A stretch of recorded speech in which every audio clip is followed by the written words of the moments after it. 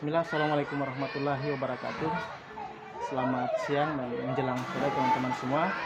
Apa kabar hari ini? Semoga berjumpa dalam keadaan sehat walafiat. Alhamdulillah saya sekarang berada bersama Ustadz Kondang Provinsi Gorontalo yang mungkin tidak asing lagi buat teman-teman. Beliau adalah Ustadz Muhammad Bakari SAG. Dan alhamdulillah saya bisa bersama Ustadz hari ini sekaligus refreshing di akhir tahun bersama keluarga. Mungkin saya bisa bertanya-tanya sedikit tentang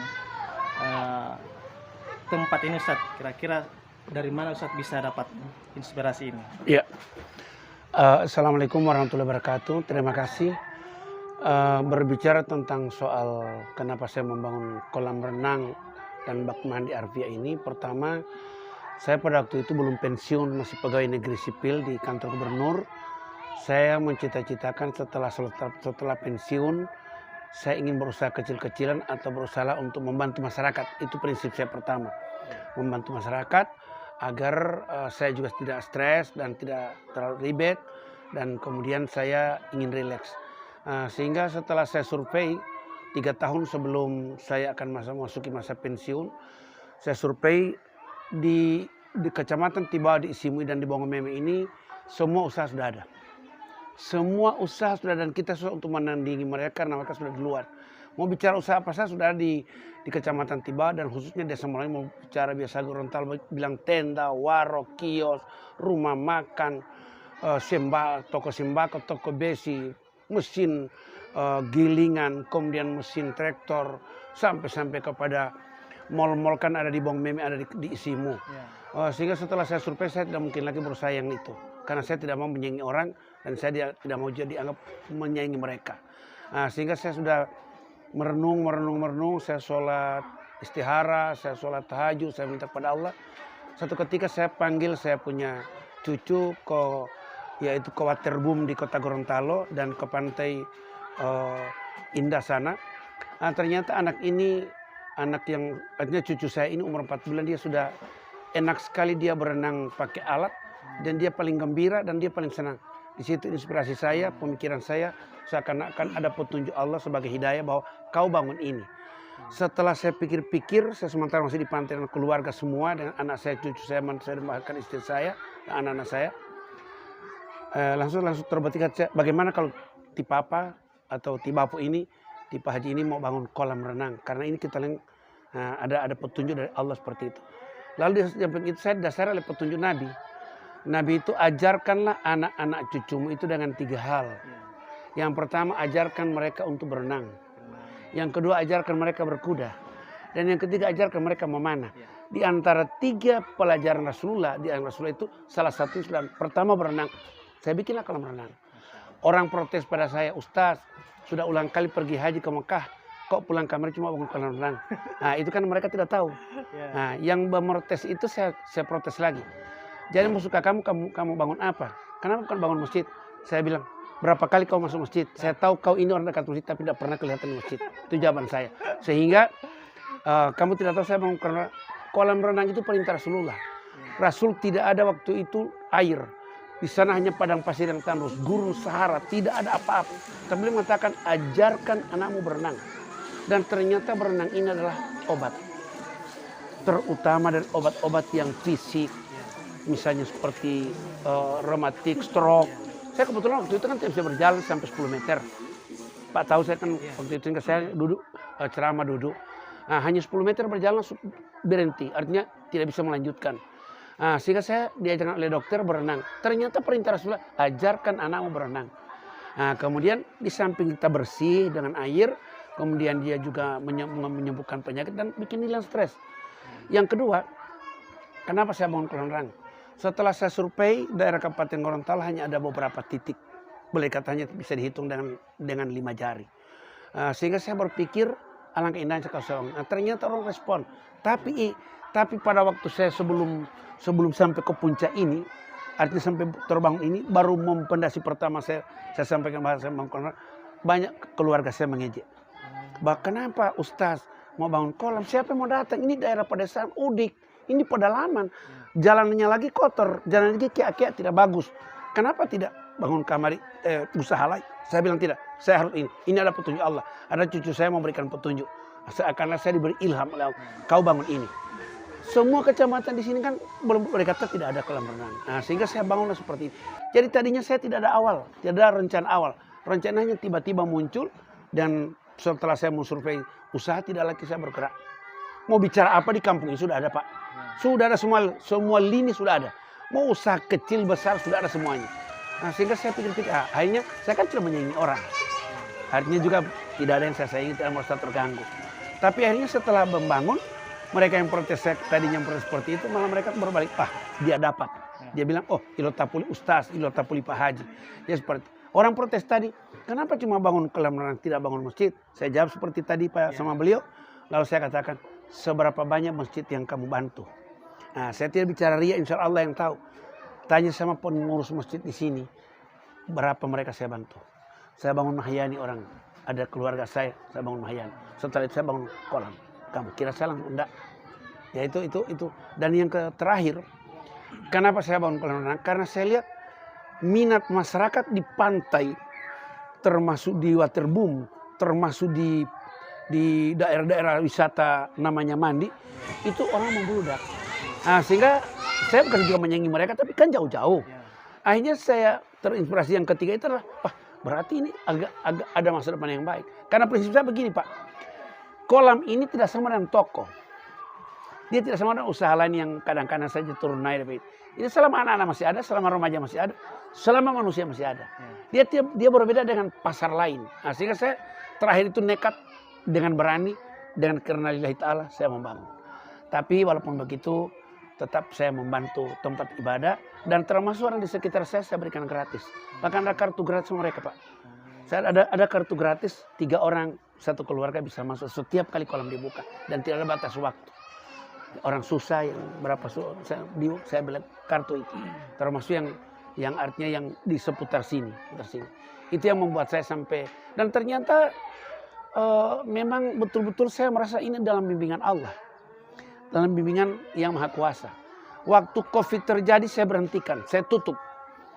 4 bulan tutup. Begitu 4 bulan tutup, saya ketemu Pak Bupati. Bupati tanya, apa yang saya bisa bantu Ustaz? Saya bilang, saya ada kolam renang Pak, tapi tutup Ustaz. Apa dia katakan? Pak Bupati Gorontalo bilang, buka saja. Akhirnya dia datang. Dia datang membuka sendiri kolam ini. Dia datang, buka saja kolam. Sudah boleh dibuka. Nah, ini kan memang, tapi waktu begitu dibuka tetap saya mengikuti protokol kesehatan prokes, tetap cuci tangan, pakai masker, kemudian mereka jaga jarak dan tidak berkerumun banyak. Nah, ini kan di masa-masa seperti inilah yang terjadi. Tapi alhamdulillah selama ini belum ada pengeluhan dari masyarakat, apa mereka terganggu atau bagaimana. Tidak ada. Alhamdulillah saya benar-benar saya dalam bimbingan Allah membangun kolam ini. Kira-kira begitu Pak. Ini kalau melihat kolam renang cukup luas Ustaz ya? Iya. Jadi kira-kira bagaimana ini bisa mendapatkan air ini? Bicara air, sungai ini tidak bisa kita ambil airnya karena airnya kotor, keruh. Sehingga ada di sini mata air yang boleh dikata dibuat oleh pemerintah, dalam hal ini pihak Dinas Pertanian Provinsi membangun sumber bor. Tapi masyarakat kurang memanfaatkan. Karena saya lihat di sini mereka lebih mengandalkan hujan. Karena kalau itu tarik alkon, biaya kan. Bahan, benda, biaya, dan waktu mereka menjaga.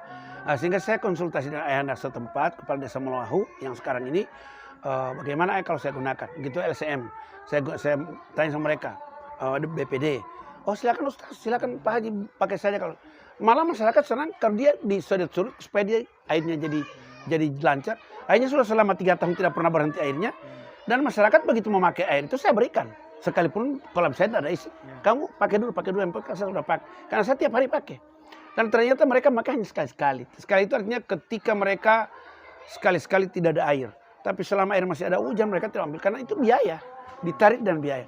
Sehingga Al2 Alkon ini saya pakai. Semua adalah bor dari pemerintah. Ini seperti ini. Saya sudah lapor gubernur, lapor Pak Bupati, lapor Pak Camat. Semua sudah lapor sampai ke Polsek, sampai ke Babinsa, Babin Kantipmas. Bicara dengan kesehatan, sudah. So, terakhir ini saya mengurus izin. Alhamdulillah tinggal menunggu keluarnya izin tahun 2021 nanti. Insya Allah tahun 2021 yang tinggal sehari ini akan keluar izinnya, saya sudah urus. Dan bagi pemerintah tidak masalah, karena ini termasuk kebutuhan juga masyarakat. Di samping itu Pak, saya menganggap sudah membantu masyarakat sebahagian kecilnya, walaupun kecil. Orang jualan. Ya. Ini sebentar nanti kalau dia besok-besok ini libur, jual itu di situ Ada yang 5 jual, orang. Ustaz? Ada yang jual Yang jual di luar itu 5 orang. Oh. Di dalam juga 5 orang yang jualan. Yang mereka menjual, dan itu bukan keluarga saya yang lain. Hanya sebagian kecil keluarga saya. Tapi mereka itu kan emas orang Jawa, ada orang toli-toli yang berjual itu segala macam. Baru juga di dalam ini yang berjual adalah keluarga saya yang miskin. Yang mereka berjualan. Nah, akhirnya mereka, baru saya angkat tenaga kerja 12 orang. Mulai dari mekanik, yang urus kolam, urus cleaning service, pengawas, penjaga, yang urus bagaimana kalau ada anak-anak yang mereka kecelakaan, tenggelam, segala macam, ada. 12 orang tenaganya sampai ke dapur 12 orang. Jadi 12 orang saya beri gaji per minggu. Mereka diberi gaji per minggu, bukan per bulan. Karena mereka mau begitu. Termasuk yang jaga parkir. Jadi yang jaga parkir itu 2 orang, yang di kantin 6 orang. Kemudian di dapur, kemudian cleaning service, kemudian yang urus dia urus mesin. Jadi semua sudah, artinya saya sudah membantu. Kalau barangkali saya kalau bikin toko di sini mungkin cuma 1-2 orang yang saya butuhkan. Ya, yang bisa bekerja. Ini 12 orang. Ya, ini terakhir saya mengangkat lagi satu yang pengawas umum. Dia koordinator pengawas. Yang dia bisa tahu bawa oto, sampai juga mengurus mesin, memperbaiki yang ini, sampai ada mengawasi segala macamnya. Jadi saya sudah, dan semua yang persiapan, orang susah. Orang susah. Yang satu dibangunkan Mahyani, dan kemudian ada saudara saya yang paling juga miskin, saya bangunkan Mahyani dan jadi pegawai di sini. Semua 12 orang. 12 orang itu setengah keluarga saya, setengah di luar keluarga saya. Ya, begitu. Jadi bagi saya per minggu gajinya per minggu. 150.000 per minggu. 50.000 per minggu. Tiap hari dibuka ini, Ustaz, ya? Untuk akhir tahun ini saya tiap hari buka karena mengakhir tahun. Sesudah itu saya tinggal mau buka Sabtu Minggu tambah hari libur. Yang berikutnya kalau ada permintaan, misalnya ada permintaan kontrak. Ini beberapa kali orang kontrak. Orang iya, misalnya dia kontrak yang kolam besar, kolam kecil sesuai pembicaraan. Kalau kontrak bagaimana, Ustaz? Kontrak itu kalau yang di sini kan 1 juta ini, yang 2 ini. Ya, gitu juga ini 1 juta. Jadi kalau orang kontrak mereka pakai hanya keluarga, mereka bayar 1 juta. Nah, di samping itu kelebihan saya, ini kan ada aula, ada tempat begini, ada yang pernah rapat, penyerahan raport, perpisahan, ada arisan keluarga, arisan haji, ada juga rapat-rapat arisan haji, baru ada juga macam doa syukuran, mereka bikin di sini. Ada arisan keluarga, ini tanggal 8 nanti, saya sudah ada lagi booking yang ini. Baru kemudian ada yang cuci macam tenda dengan alas-alas kursi itu, mereka meminta mencuci 1 hari. Nah, saya kontrakan mereka 1 juta bayar. Ya, dicuci sampai puas mereka mencuci alat-alat perkakas dari catering, dari baju pengantin, dari yang usus itu yang semua baju. Jadi saya sudah bermanfaat semuanya. Sesudah itu ini air ini setelah habis pakai dialirkan ke sawah. Jadi tidak akan ada yang terbuang. Di musim kemarau ada yang minta air itu ke ladang kebun ini. Mereka sudah alirkan ke sini, tinggal mengambil tarik dengan selang. Jadi saya sudah membantu mereka. Di musim kemarau di sini ada air karena ada air dari saya. Jadi mereka minta gratis. Saya kasih gratis. Ke sawah juga begitu. Ya, saya juga ada sawah, jadi saya alirkan ke sawah. Jadi tidak akan ada rugi di sini. Semua bermanfaat. Tidak ada yang dirugikan. Ya, seperti itu. Kalau bisa ini panggung ini bisa berapa kalau mau ini, Ustaz? Itu nanti sesuai pembicaraan nanti, karena saya tidak bisa sebutkan karena ada yang macam saya kenal, tidak mungkin kan sama dengan yang mungkin mampu dan tidak mampu. Seharusnya ekonomi lah. Dia tidak artinya tidak serba wah. Pokoknya kalau memang baku bicara bagus bagaimana baku jadi. Ini kan seberapa kali orang pinjam untuk orang dulu bersila, kemudian orang keluarga datang, sampai saya kerja sama catering. Ya misalnya Bapak, saya punya anggota keluarga 100 orang Pak mau datang pakai catering. Saya tinggal telepon catering. Mereka yang bayar, saya tinggal mau komunikasi. Ya, saya telepon catering bakal mari 1 meja, 2 meja, 3 meja. Mereka mau suka bawa juga makan dari luar, saya tidak larang. Silakan makan dari luar, tidak masalah.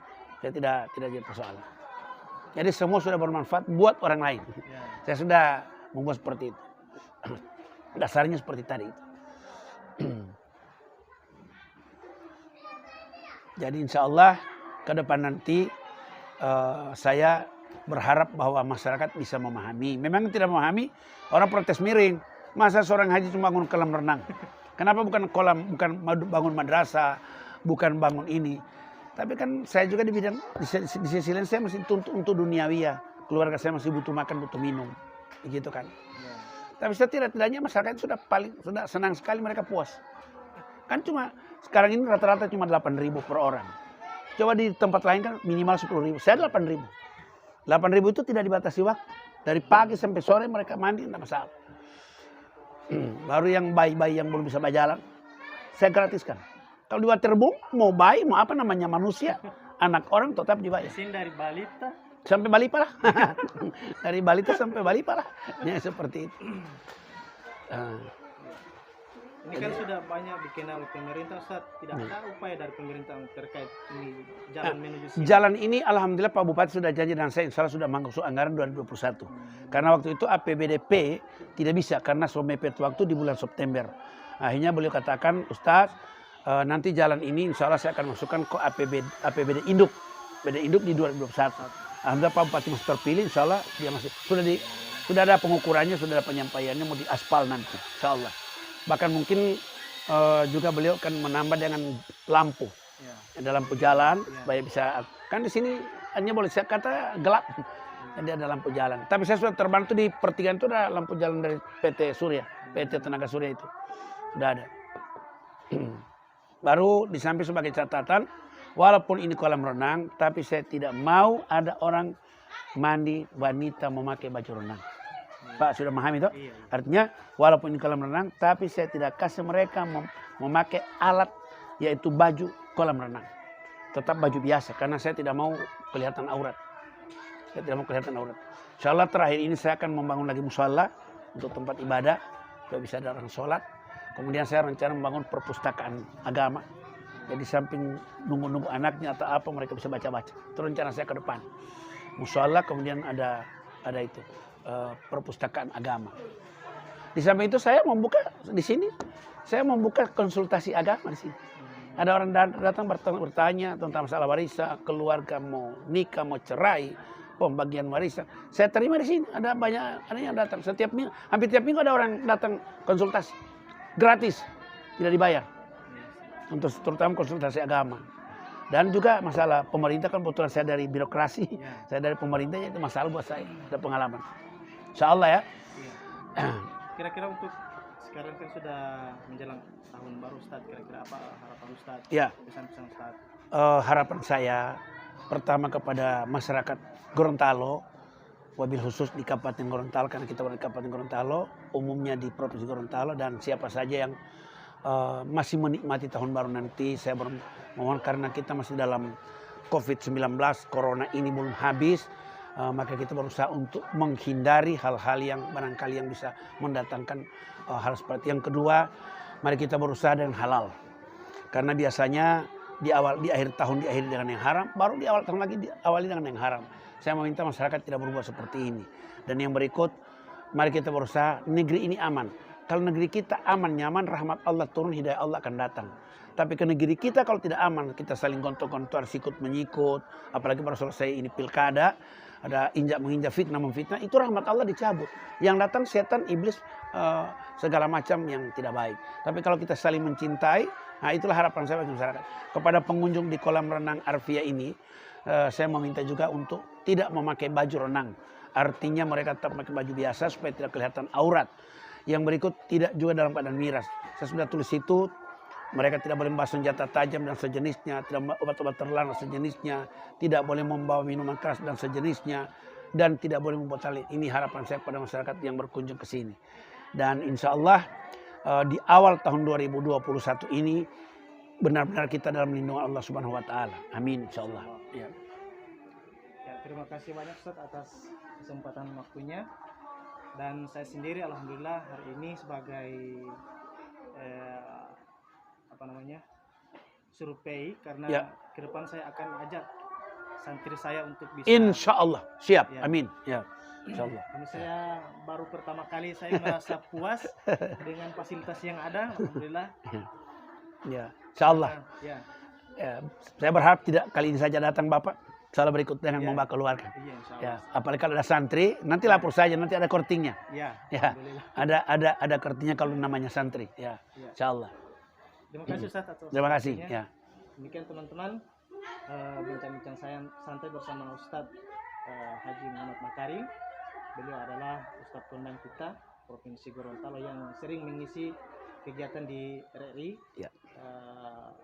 religi pagi. Ya. Mungkin teman-teman sering mendengar di sini, dan lokasi pemandian ya, di Desa Meluahu. iya, berada di Desa Meluahu, Kecamatan Tibawa, Kabupaten Gorontalo. Ya. Jadi buat teman-teman yang ingin berkunjung, silakan. Banyak fasilitas yang bisa digunakan Ya. dan dengan harga yang terjangkau. Ya, ya. Terima kasih. Assalamualaikum warahmatullahi wabarakatuh. Waalaikumsalam warahmatullahi wabarakatuh. Ya. Saya melayani tamu. Ya. Makasih Ustaz. Ya, ya.